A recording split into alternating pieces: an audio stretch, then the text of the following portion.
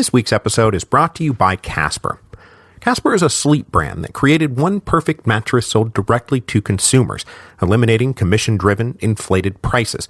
Its award-winning sleep service was developed in-house with a sleek design and is delivered in a small, how-did-they-do-that size box. And this is true. I had a Scion XA, which is a tiny little car, and the box fit in the trunk.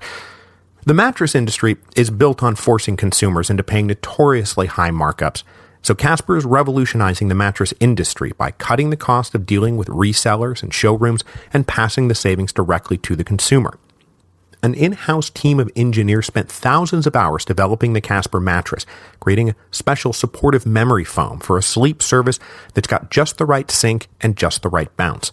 Plus, its breathable design sleeps cool to help you regulate your temperature through the night. Time magazine named it one of the best inventions of 2015, and buying a Casper mattress is completely risk-free. Casper offers free delivery and free returns to the United States and Canada with a 100-night home trial. If you don't love it, they'll pick it up and refund you everything. So the special offer we have is that you get $50 towards any mattress by visiting casper.com/revolutions and using the promo code REVOLUTIONS. That again, casper.com/revolutions and the promo code REVOLUTIONS.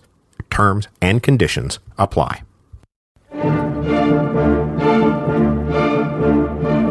Hello, and welcome to Revolutions. Episode 6.3, Help Yourself and Heaven Will Help You. So last time, we covered the first 5 years of the reign of King Charles X of France. Finally free of Louis XVIII's annoying centrism, Charles went into his reign believing that he would be able to pursue an ultra-royalist agenda with impunity. Now this seemed like an okay bet in 1824, but as we saw last week, the progression of Charles's reign was that each new year brought with it stiffer opposition to his program than the year before it.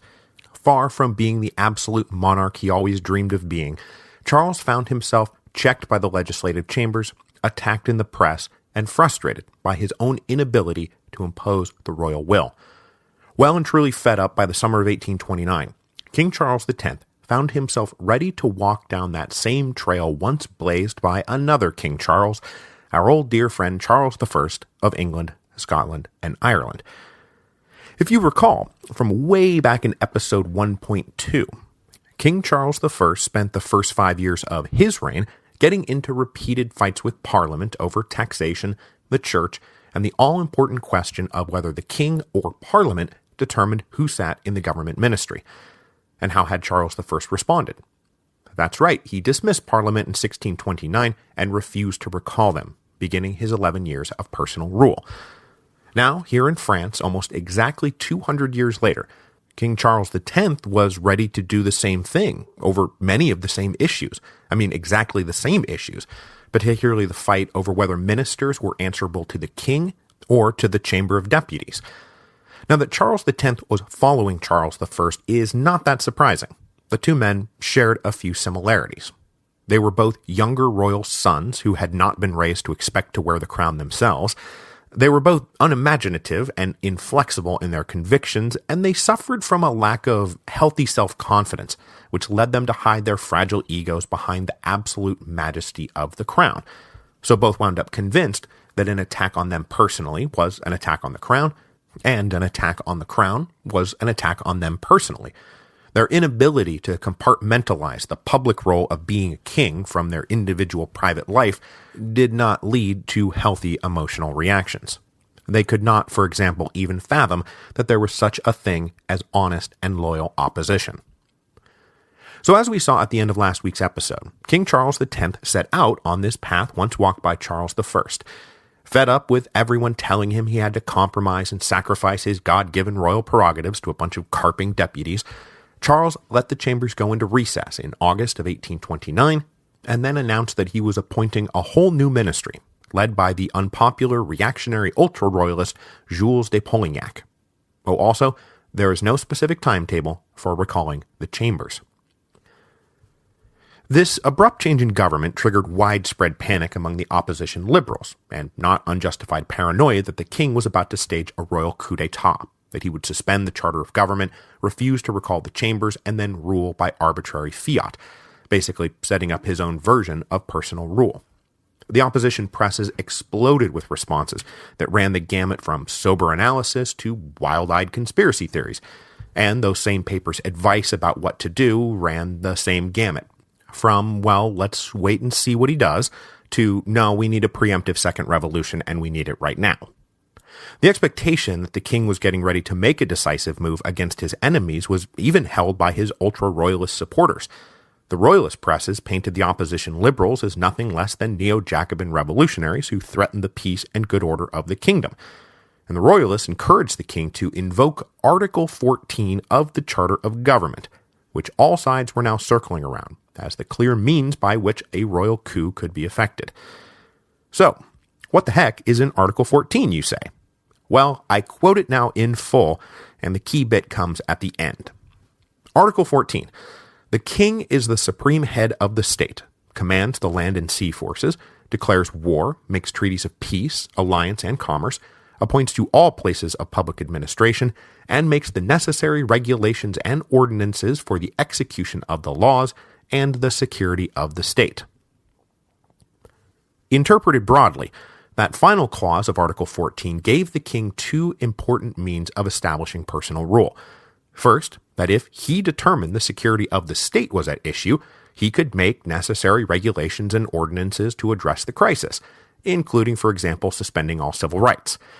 Then, once those rights had been suspended, he could invoke the appoints to all places of public administration and makes necessary regulations and ordinances, part of the article, to govern by executive fiat, because any new decree could just be called one of those necessary regulations and ordinances. The important takeaway, though, is that any potential royal coup was not going to suspend the charter. It would instead run right through the charter, and from King Charles all the way down, the royalists consistently painted themselves as the defenders of the charter of government against illegal encroachment by radical revolutionaries in the Chamber of Deputies. Now, so far, I've been talking about liberals and the opposition without naming any names or getting too deep into the details. And that's because I wanted to keep things moving through the first two episodes, but now that we're right on top of 1830, it is time to introduce a few of the key players on the liberal side, because though not even they knew it yet, they were in fact about to launch a revolution. You will also notice that I said last time we were going to open this week by bringing the Duc d'Orléans into the picture, but I made a last-minute editorial decision to punt on that until later, and instead focus your attention on three guys who are really important as individuals, but who also stand in as representatives of different factors in the coming revolutionary equation. Those guys are Jacques Lafitte, François Guizot, and Adolphe Thiers. Jacques Lafitte was the richest and most powerful banker in France. Born the son of a carpenter in 1767, he had come to Paris in 1788 to apprentice in a banking house. He rode out the revolution from behind a desk, where his natural financial talents led to successive promotions up the ladder. His fortunes really picked up, though, after 1799, when his firm shrewdly backed Napoleon Bonaparte's coup of Brumaire, leaving the company very well positioned to make a lot of money during the Consulate and the Empire. By the time Napoleon was crowning himself emperor in 1804, Lafitte was being groomed to one day take over the banking house, and in 1808 he completed his rise, became head of the bank, and along the way, something of a poster child for the rags-to-riches life the revolution had made possible. Look at this son of a carpenter who has now become a wealthy and influential banker. But though a Bonapartist in good standing during the chaotic transformation from collapsing empire to restored monarchy, Lafitte found himself amongst those being courted by the returning Bourbons. A leader of the Paris bankers, Lafitte was definitely a man to be co-opted rather than purged. Now, always interested in politics, Lafitte was elected to the first Chamber of Deputies in 1815, and as both a banker and a low-born son of a carpenter, he was, almost by necessity, a liberal politically. He was a constant backer of the liberal swing of Restoration politics, and as a result often found his banking interests threatened by ministers who didn't want him to get government contracts. Along with all of his liberal buddies, Lafitte was booted from the Chamber of Deputies in 1824. That was the regained chamber election. But he came back when the opposition started flexing its muscle again in 1827. A leader in both political and economic circles, Lafitte stood at the head of a clique of liberal Parisian financiers who were pushing for a dependable constitutional monarchy. Believing King Charles to be a feeble and incompetent monarch, Lafitte directed his time, attention, and most importantly his money to the cause of the liberal opposition. And Lafitte's house will become the headquarters of the Orleanist faction of the insurrection when everything goes crazy at the end of July 1830. So the banker Lafitte will be providing a lot of the money to underwrite the coming regime change. Providing the ideological ammunition for that regime change was Francois Guizot. Born in Nîmes in 1787, Guizot was the son of a bourgeois Protestant who was executed in the Terror in April of 1794, stamping Guizot early with an aversion to the bloody excesses of revolution. After the death of his father, his mother took him to Geneva, where he was raised and received an education in part inspired by Rousseau. In 1805, Guizot came back to Paris as the teenage tutor of a wealthy family, and after a few years, he made a major splash in the literary scene and became one of the most popular young writers of the day, eventually undertaking a translation of Gibbon's Decline and Fall of the Roman Empire, so kudos for that. By the time Napoleon fell, Guizot was a highly regarded writer and academic, and as the Restoration settled in, Guizot became the leading intellectual light of the Doctrinaires, those left-leaning constitutional monarchists led politically by Élie Decazes. In 1819, Guizot founded a new literary journal called The Courier to expound on his liberal constitutional monarchism, and he sparred with ultra-royalists on the right and radical Republicans on the left. Guizot truly staked out the intellectual underpinnings of a political ideology that would become known as juste milieu, the middle way or the golden mean, always putting yourself between whatever two extremes are out there. If you do that, you'll always be in good shape. After the Doctrinaires lost influence in 1820, Guizot turned his attention back to literary pursuits and, among other things, published a history of the English Revolution covering the reigns of Charles I and Charles II, so kudos for that as well. But by the late 1820s, politics was back on the front burner, and Guizot wrote relentlessly critical articles about the incompetent King Charles, and, along with everyone else, Guizot was appalled by the appointment of Polignac. Guizot was in fact now convinced that saving the monarchy would mean getting rid of the king. At that moment, Guizot's suspicion that the king might have to go to save the monarchy was shared by a young man who would eventually emerge as one of Guizot's great political rivals, Adolphe Thiers. Born in 1797, Thiers completely missed the revolutionary part of the French Revolution, and he grew up under the regimes of Napoleon. Abandoned by a shady father, young Adolphe's education was bankrolled by wealthy relatives, and he emerged with a law degree and set up a practice in Aix-la-Chapelle in 1818. But Adolphe Thiers came equipped with an uncontainable raw ambition to make a name for himself. At what? At anything. It didn't matter. He wanted to make a name for himself. And so he moved to Paris in 1821. Upon arrival, he submitted articles to all the best newspapers and soon landed a regular gig at one called The Constitutional, in part for taking a penetrating whack at Guizot and the impotent moderation of the Doctrinaires, who were, at that moment, being swamped by ultra-royalist reactionaries. Thiers believed that the only way to push back would be an equally energetic defense of liberal principles. Now, ultimately, Adolphe Thiers has a pretty mixed historical reputation.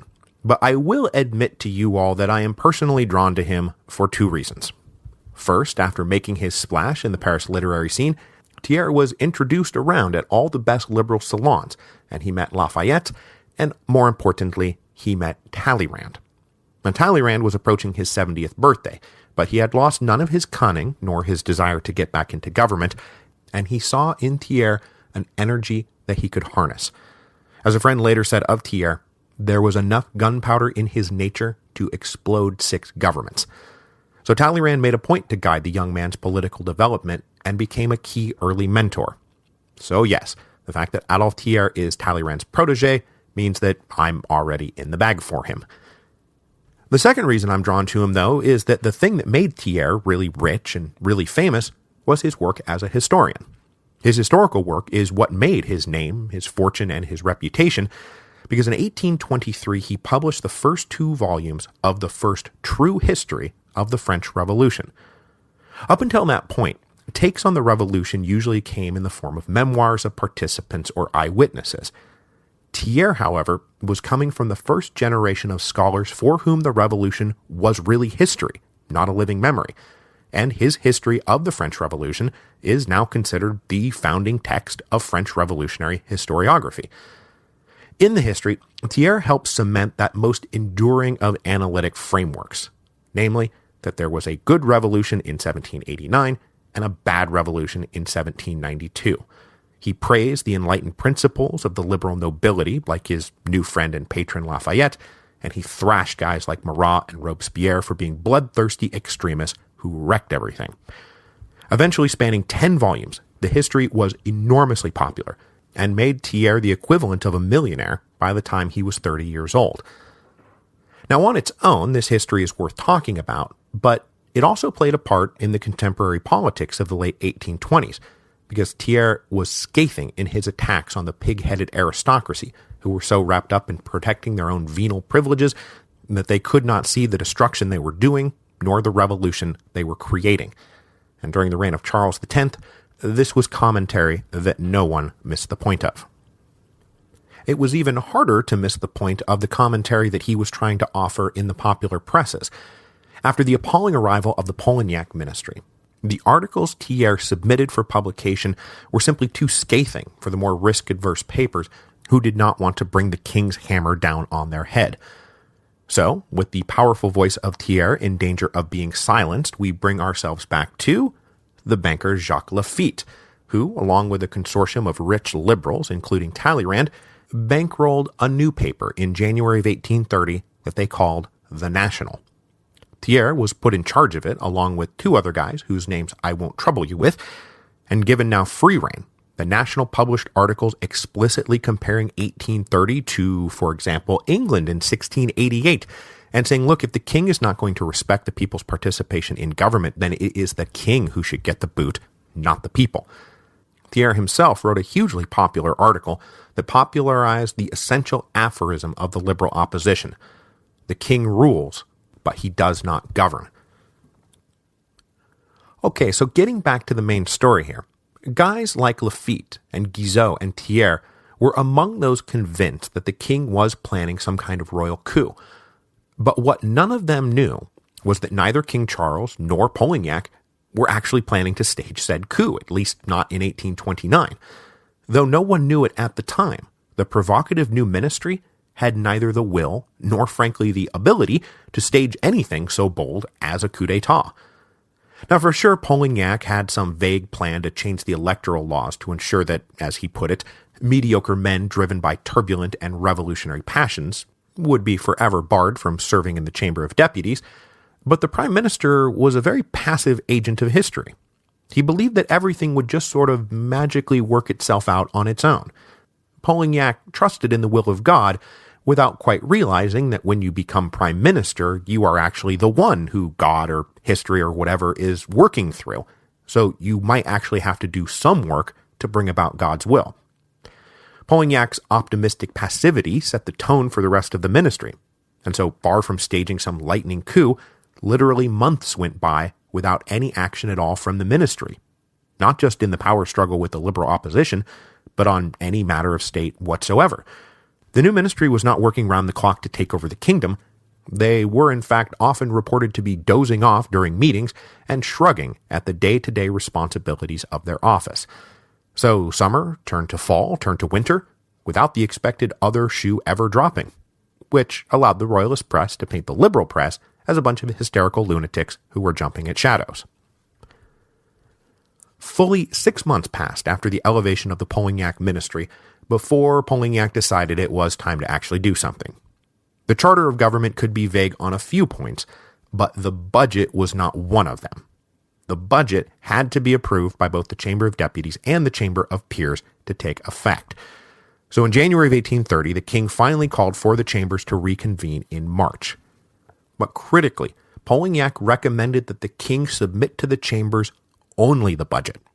All other matters would be withheld from their consideration, and instead those decisions would be made by the king invoking his Article 14 powers. Presenting only the budget would then provoke one of two reactions. Either the chambers would approve the budget and life would go on with the king now clearly in the driver's seat, or they would make a big fuss and the king would have an excuse to dissolve the chamber and call for a new election. The latter, frankly, being the most likely. With a new election then probably in the making, the ministry also got going with a plan to bolster the reputation of the regime with a fun overseas adventure. They wanted to go capture Algiers.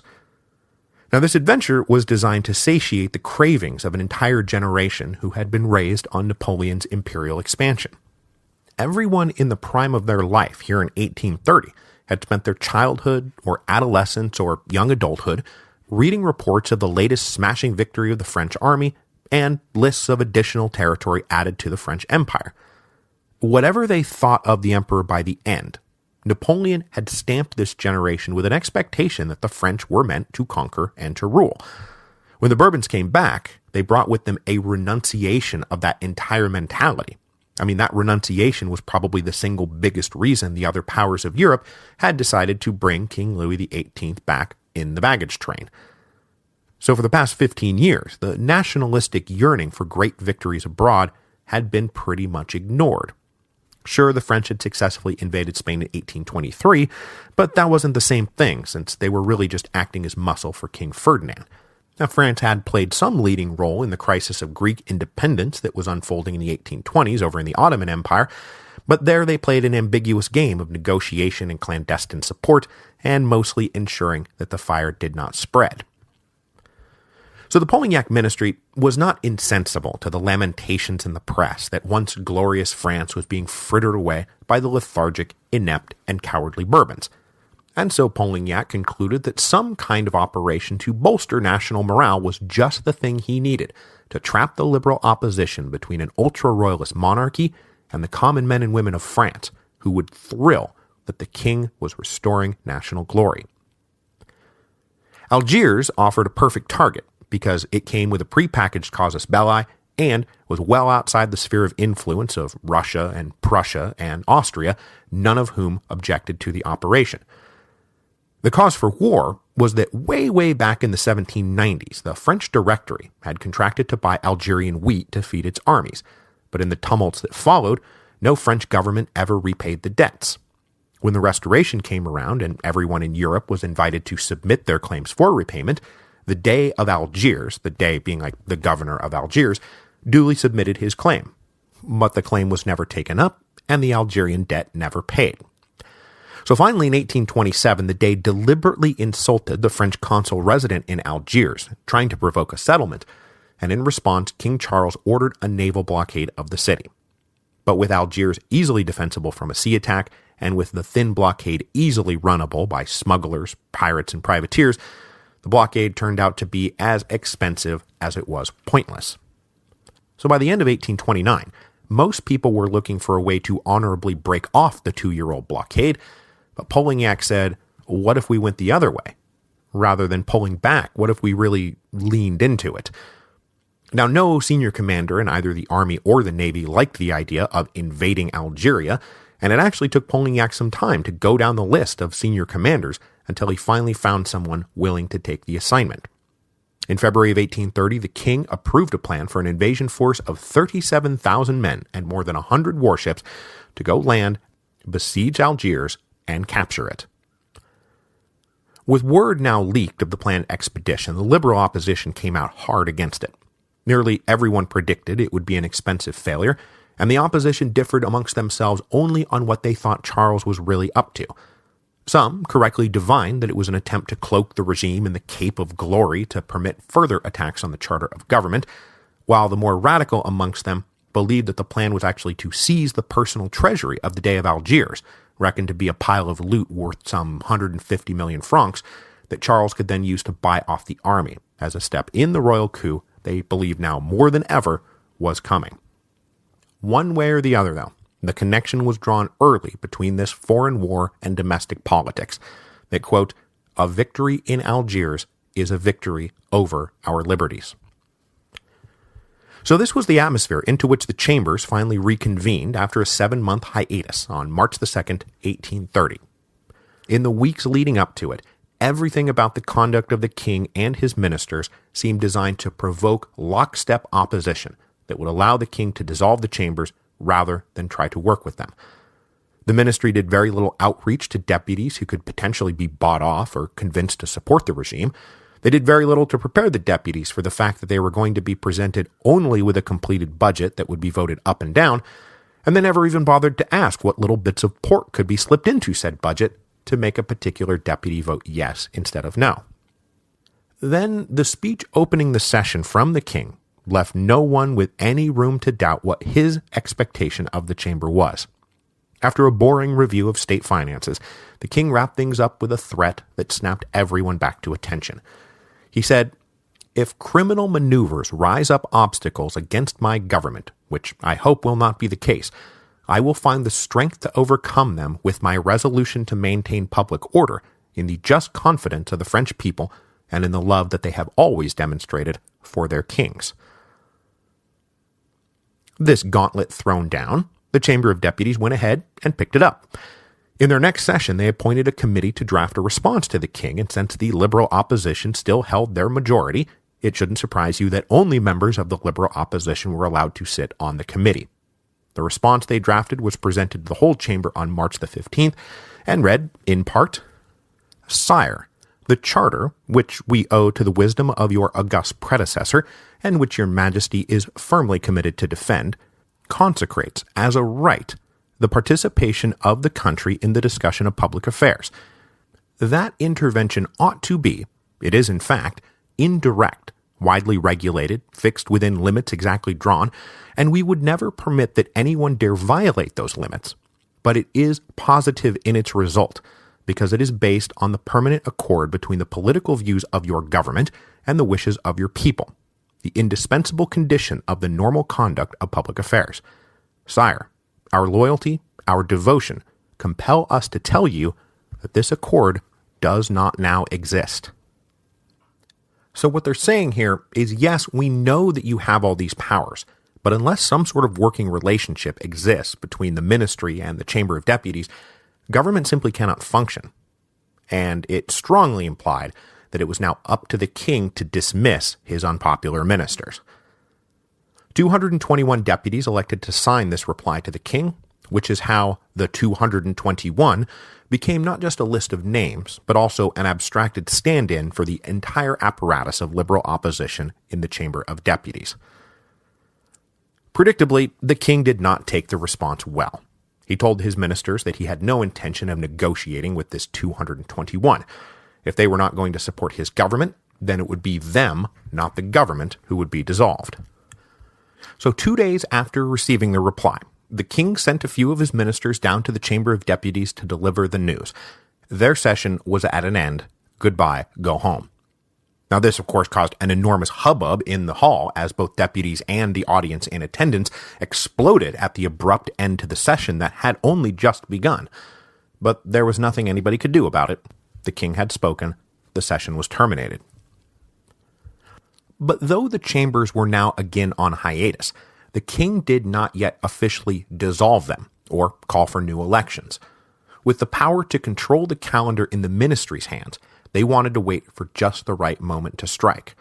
Some advised waiting until September because the electoral/jury rolls were set to be revised in August, so there was an opportunity there to manipulate those rolls to their advantage. But there was a problem with that. They did still need a budget, and September was a long ways away. But by now, Polignac was getting good news from the Army and Navy, who reported that preparations for the Algerian expedition were ahead of schedule, and they would all be ready to launch by the end of May.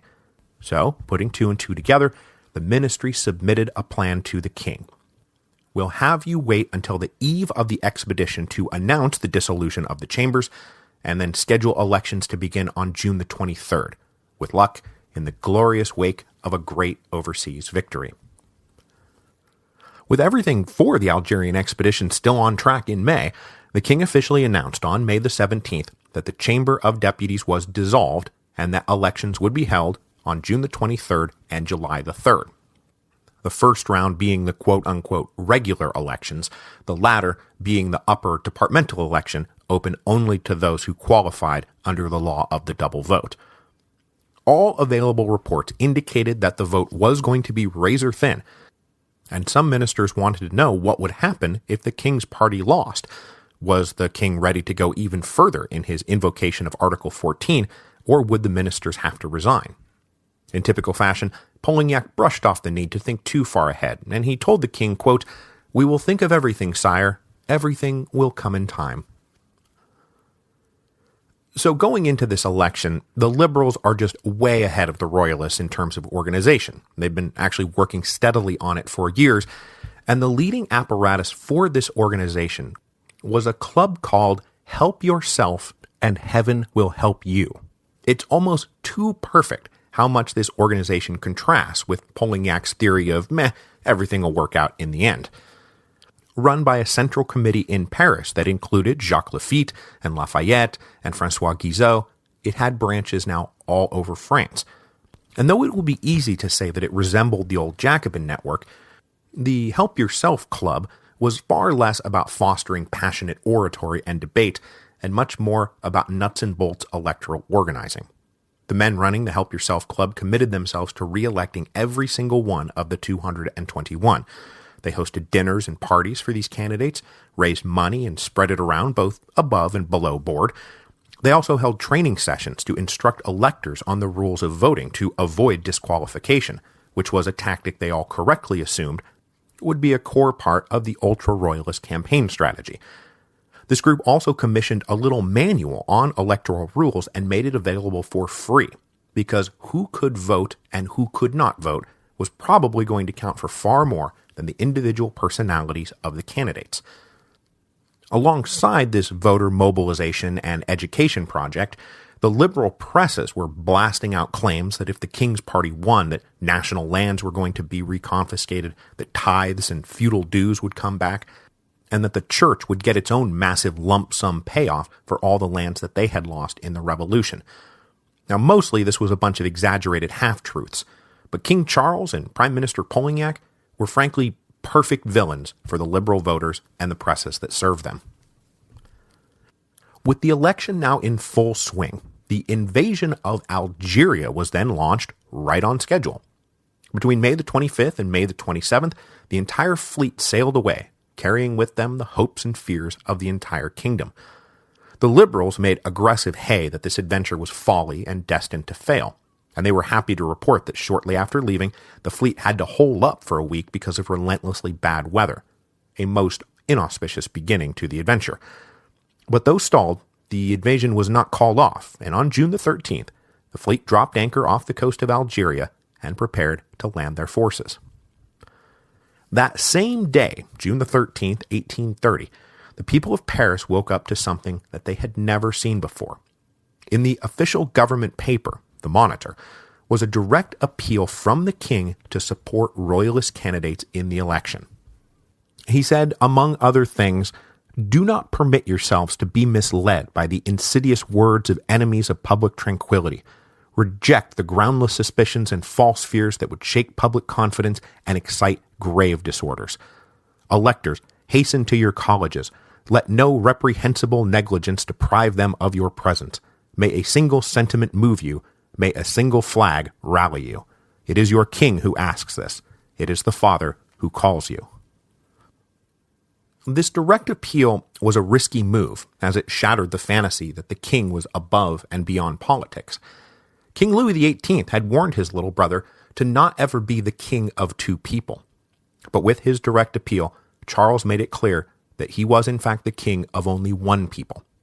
The risky strategy of directly involving the king didn't even help. Within days, Polignac had intelligence reports coming back saying that it hadn't moved the needle at all, and had perhaps even stiffened the opposition. It looked like the 221 were going to get reelected. So what were they going to do now?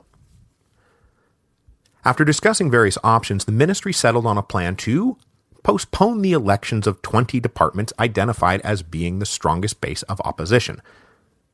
Saying that the tangle of challenges and counter-challenges to various individual voters' qualifications prevented the vote from going forward on time, the ministry pushed those 20 departments back to July 12th and 19th, hoping that the friendly departments voting first would create a wave of momentum that would depress turnout and blunt the energy of those unfriendly departments when they voted a few weeks later. They announced all this on June the 18th, which was coincidentally the same day the army was able to report that they had landed all their troops on Algerian soil. So this looked great for the ministry. A little patriotic fever would run through the first round of voting, which would run through only friendly districts. Victory looked like it might still be possible.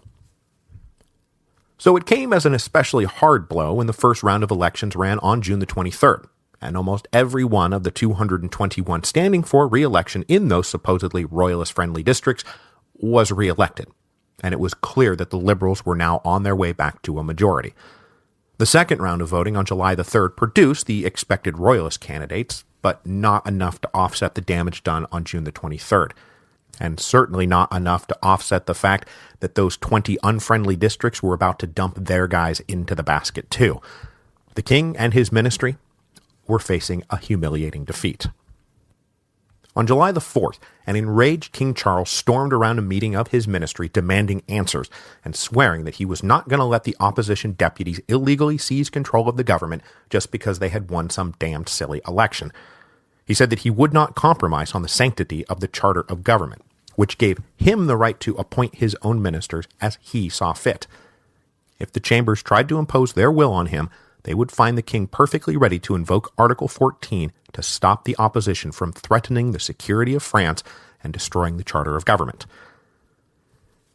Now, in the midst of all this, though, the invasion of Algeria was somehow, miraculously, still going according to plan. On July the 5th, the French army successfully forced the Dey of Algiers to surrender, and they entered Algiers. They won, they captured it. Though it was supposed to be just a punitive expedition, and the occupation only temporary, the king was then able to announce that France would not be leaving, and instead they would be annexing Algeria, beginning, almost for the sake of a single election, 130 years of colonial occupation. But though the victory was popular in the streets, the dread of it being tied to domestic tyranny never went away. Indeed, it was now heightened. At a public ceremony celebrating the victory a few days later, the Archbishop of Paris said, "May the enemies of our God and our King everywhere and always be so treated." With the king's appeal from just 2 weeks earlier, making it plainly clear who he thought his enemies were, the Archbishop's words were a giant flashing alarm bell.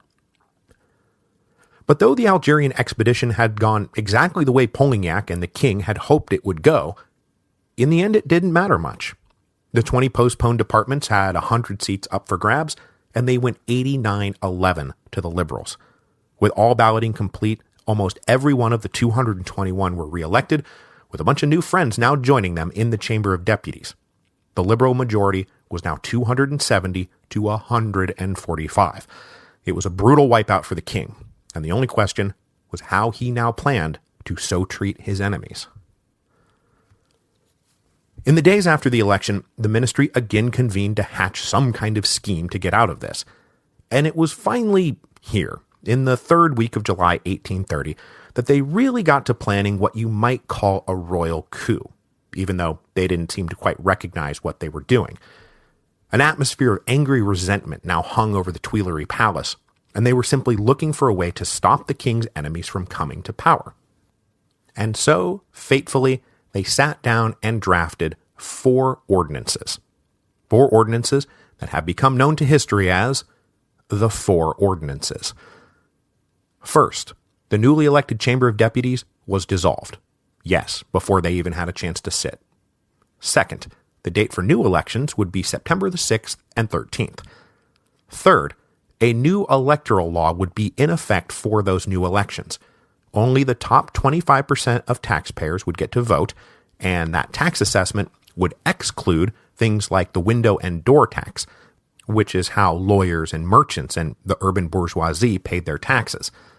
the clear intent being to give all voting power to large conservative landowners. Fourth, and finally, freedom of the press was suspended. Printers would have to apply for permission to print and then renew that permission every 3 months. And in the meantime, the government could close any press it wanted at any time for any reason. Now, obviously, the ministry knew that these 4 ordinances would be controversial and provoke a response from the opposition, but boy, oh boy, did they ever underestimate that response. Next week, the 4 ordinances will be published, and yes, indeed, they will be controversial, and yes, indeed, they will provoke a response from the opposition. Because though no one knew it at the time, everyone was now just hours away from the beginning of the July Revolution.